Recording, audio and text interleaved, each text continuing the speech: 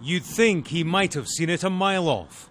The danger of shooting deer in the very week he launches an initiative aimed at curbing illegal hunting.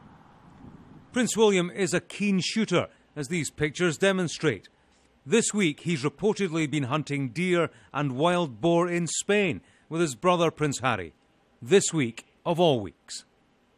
This year, I have become even more devoted to protecting the resources of the earth for not only my own son, but also the other children of his generation to enjoy. With his father, the Prince of Wales, the Duke of Cambridge has launched a video this week aimed at stopping the illegal hunting of endangered species. Notwithstanding arguments over the rights and wrongs of hunting animals in the first place, critics have taken aim at the timing.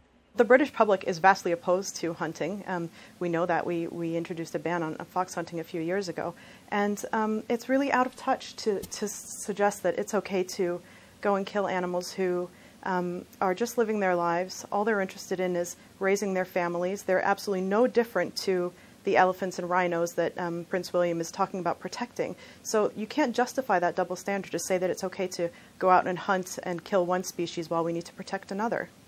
In a statement, a royal spokesman said, the Duke of Cambridge has for many years been a passionate advocate for endangered wildlife and has campaigned tirelessly to help stop the illegal poaching of rhino horn and elephant tusk. His track record in this area speaks for itself. The royals' passion for shooting is no secret. It's not the first time they've been caught in the crosshairs of wildlife campaigners. There is, of course, the counter-argument that the shooting of certain species is necessary for conservation. There's no suggestion that Prince William has been hunting illegally, but his critics say that hunting at all mixes his message. The royal plea is spoken in several languages on the anti-poaching video. The words may be clear for all to understand. It's the actions that translate a little less easily. James Matthews, Sky News.